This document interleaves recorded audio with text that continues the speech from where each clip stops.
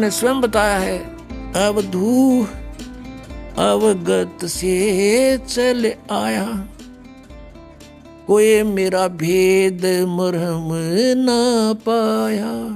ना मेरा जन्म ना गर्भ बसेरा, बालक हो दिखलाया, काशी नगर जल कमल पडेरा, तहां जुलाए न पाया।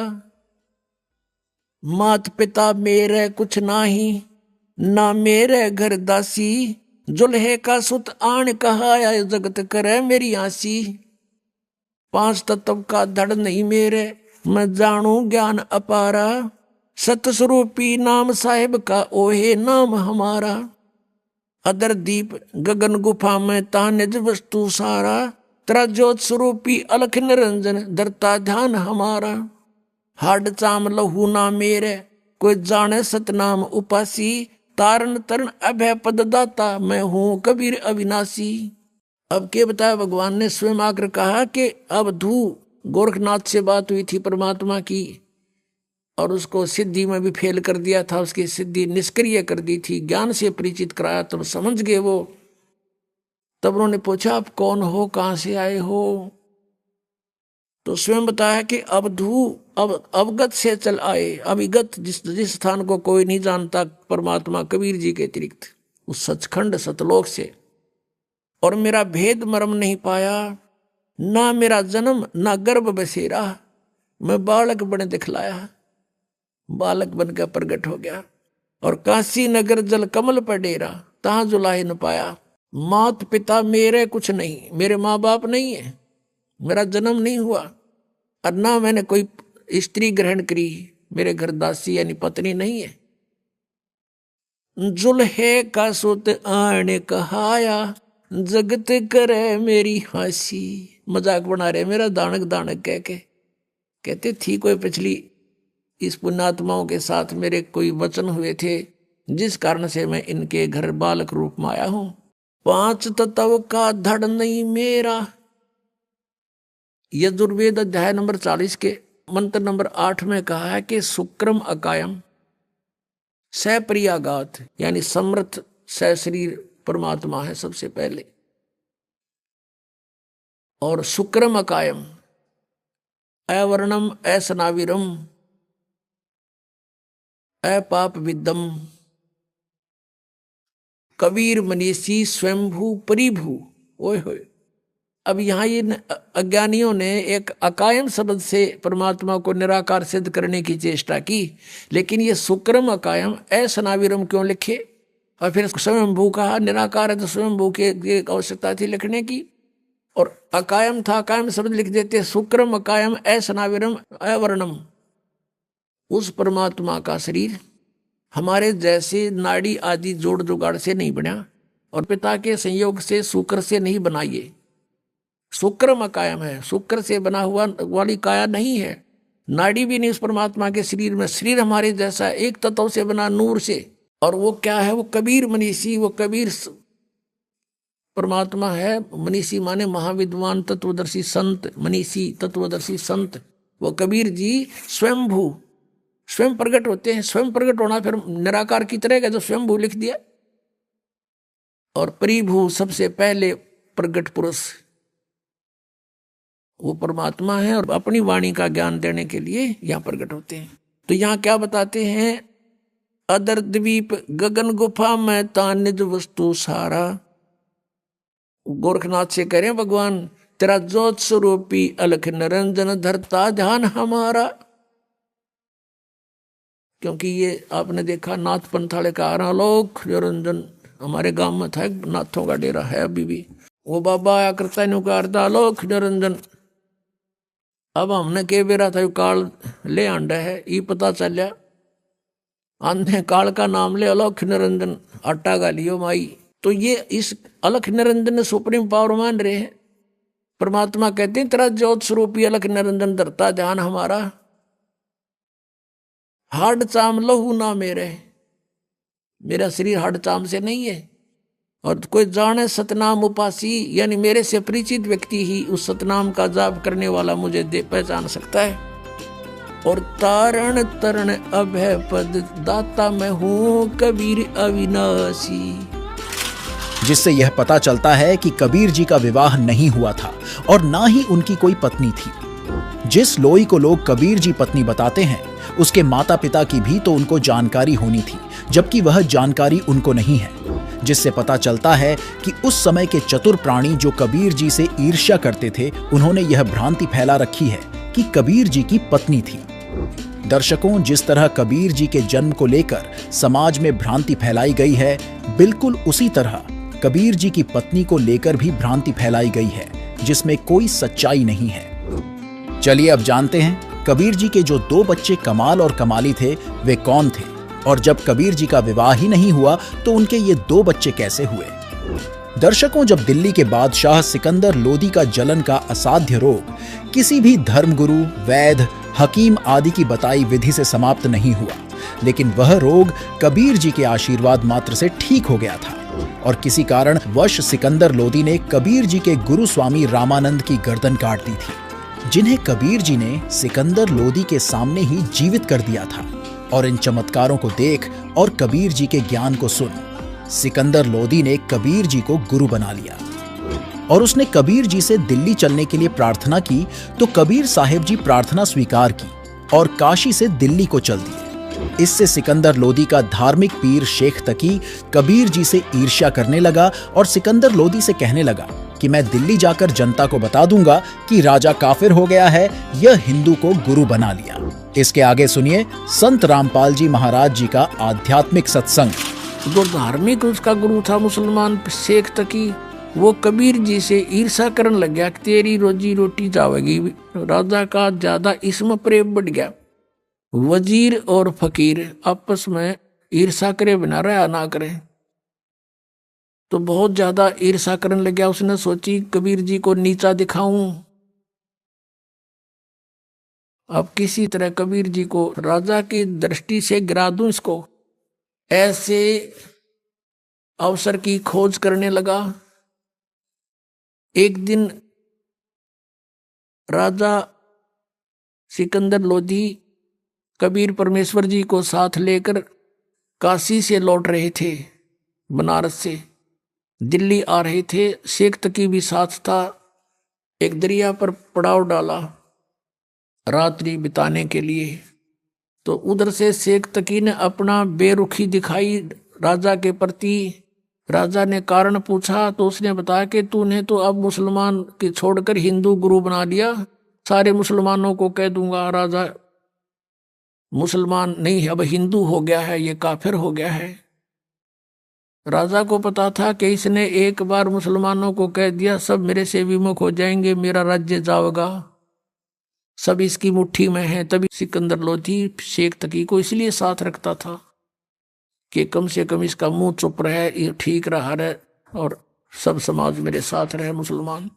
राजा को बड़ी चिंता हुई। परमेश्वर साथ थे अलग टेंट में। राजा से पूछा कि क्या कारण है, टेंशन किस बात की। सिकंदर लोधी ने सब कारण बता दिया। सिकंदर लोधी ने कहा कि इस प्रकार ईर्षा किए हुए है। कबीर जी बोले मैं वापस चला जाता हूं। अग नहीं, आप नहीं जा सकते, कुछ भी हो। फिर सिकंदर लोधी ने फिर कारण पूछा कि आप कैसे प्रसन्न हो गए शेख तकी, कि मैं तब प्रसन्न होऊंगा जब तू जिसको भगवान कहता है, अल्लाह कहता है कबीर को, मेरे सामने कोई मुर्दा जीवित कर दे। क्योंकि सिकंदर लोधी ने स्वामी रामानंद जी जो कबीर परमेश्वर जी के गुरुजी थे, उन्होंने कोई ऐसा अपशब्द कह दिया था मुसलमानों के बारे में सिकंदर लोधी को रामानंद जी ने। तो सिकंदर लोधी ने रामानंद जी की गर्दन काट दी थी। और वैसे लोगों की दृष्टि में, संसार की दृष्टि में तो कबीर जी के गुरुजी थे रामानंद, लेकिन रामानंद मानते थे कबीर जी को गुरुजी अपने हृदय से, लेकिन एक मर्यादा बनाए रखने के लिए वो गुरुजी बने हुए थे। तो सिकंदर लोधी ने जब गर्दन काट दी तो कबीर परमेश्वर जी ने तुरंत जीवित कर दिया था वही सिकंदर लोधी के सामने। एक तो वो देखा अपनी आंखों के सामने भगवान की लीला, और फिर अपना जलन का रोग उसका ठीक हो गया। इस कारण से वो इतना प्रभावित हो गया था। और शेख तकी को भी उसने आकर ये बताया था, हे पीर जी, ये तो अल्लाह का रूप आए हुए हैं, मेरा दर्द ठीक हो गया, सारा रोग नाश हो गया। और ऐसे ऐसे इस रामानंद जी स्वामी ने हमारे मुसलमान धर्म के बारे में कुछ गलत बोला था और मैंने इसकी गर्दन काट दी और वो मेरे सामने जीवित कर दी। ये तो अल्लाह का स्वरूप है, ये तो खुद मालिक आए हैं। इस चीज तो चिढ़ गया, इतना ईर्षा करने लग गया। तो उस दिन कहता है कि मैं जब जानू मेरे सामने कोई मुर्दा जिंदा करे ये कबीर, नहीं तो मैं सब मुसलमानों को कह दूंगा कि राजा काफिर हो गया। तब सिकंदर लोधी ने कारण बताया कि शेख तकी ये कहता है गुरुदेव कि मेरे सामने कबीर जी कोई मुर्दा जिंदा करे और नहीं तो सचमुच ये आग लगा देगा। मुझे ये चिंता का विषय बन गया। तब कबीर जी ने कहा कि कह दो इसको कोई मुर्दा ले आओगा, ला देखते हैं बड़ी बात है।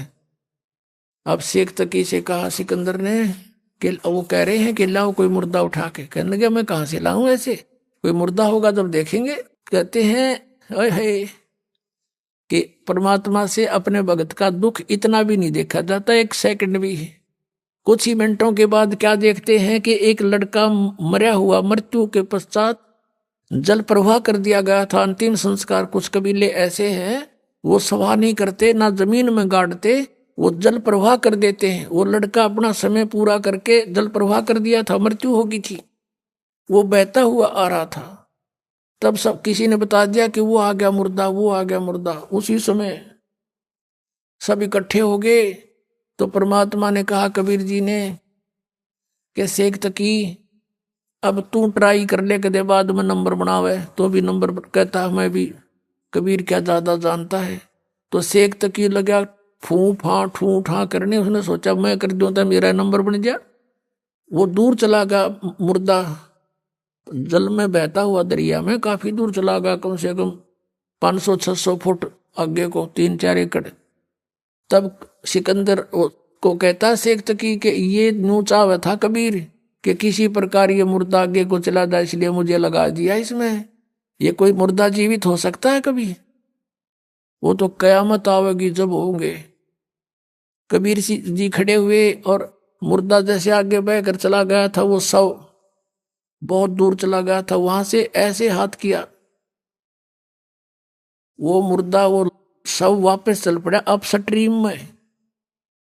जैसे जिधर से पानी बहकर जा रहा था वापस आ गया वो परमात्मा के पास। और परमात्मा ने कहा ये आत्मा कबीर हुक्म से इस मुर्दे में प्रवेश कर, जहां भी है वापस आ जा और बाहर आ जा तू 1 सेकंड में। उसी समय लड़का जीवित हुआ और कबीर जी के चरणों में आकर प्रणाम किया। बोलो सतगुरुदेव की जय।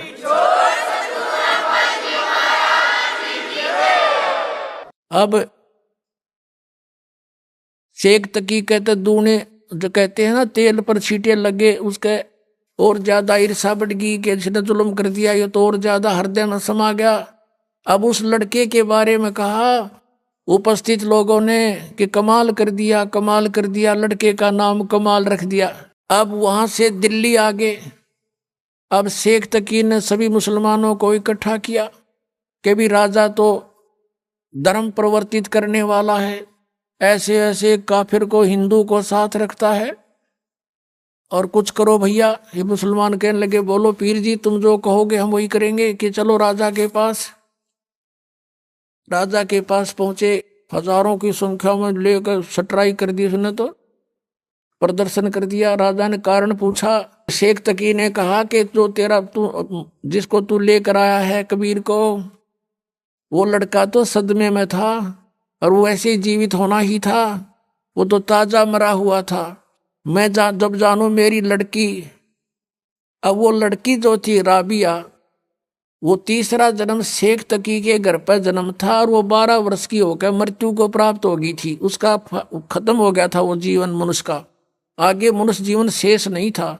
तो शेख तकी ने अपनी मुसलमान रीति से लड़की का अंतोष्टि कर रखी थी, कब्र में दबा रखी थी। तो सिकंदर लोधी से कहा शेख तकी ने कि मैं जब जानू मेरी बेटी ने जीवित कर दे, यू कबीर इज गॉड, मैं मान लूंगा इसको, और नहीं तो हम बगावत करेंगे। अब फिर टेंशन बना दी। परमात्मा अंतर्यामी थे, वो तो सारी फड़क निकालने के लिए तो गए हुए थे।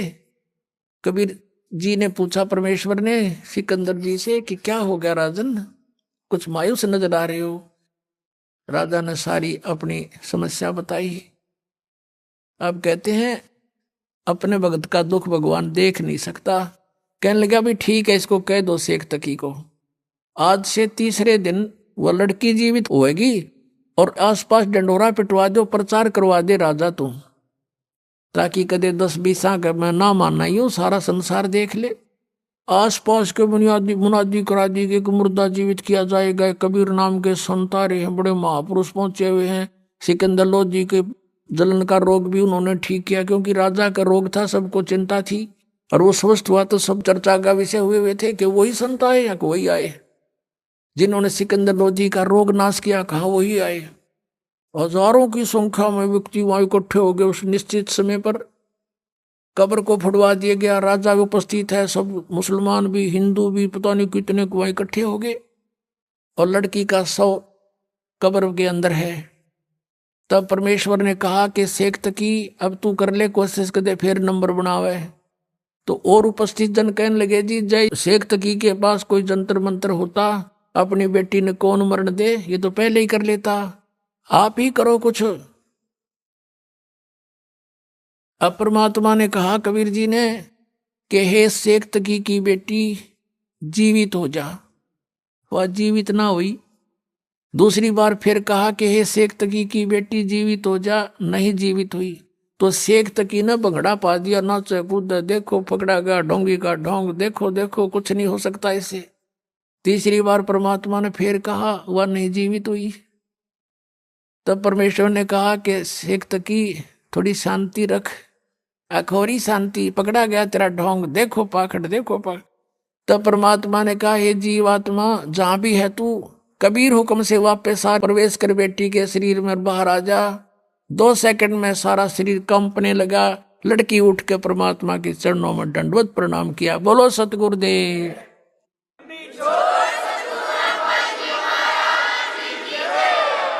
तब सभी ने कहा कि महाराज ने कमाल कर दिया, कमाल कर दिया। लड़की का नाम कमाली रखा और अपनी बेटी के रूप में रखा। ऐसे ही कमाल लड़का जो जिंदा किया था 12 वर्ष का, सभी ने कहा कमाल कर दिया, कमाल कर दिया। तो परमेश्वर ने उसका नाम कमाल रखा, अपने पुत्र के रूप में अपने पास रखा, भक्ति दी।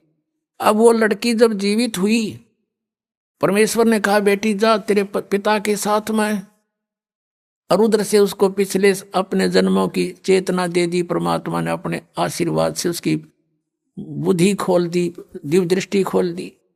अब उस लड़की को अपनी पिछली बैकग्राउंड याद आई। खड़ा होकर 2 घंटे तक, 1.5 घंटे तक प्रवचन किए उस लड़की ने कि हे जनता वालों, ये भगवान खड़े हैं, ये अल्लाहू अकबर हैं। तीसरा जन्म जो मेरा था उसमें मैंने इनसे नाम लिया था और मैंने 4 वर्ष भक्ति करके छोड़ दी थी। उस 4 वर्ष की मेरी भक्ति के कारण मुझे लगातार तीसरा मनुष्य जीवन तो प्राप्त हो गया, लेकिन ये मेरा इतना ही जीवन था।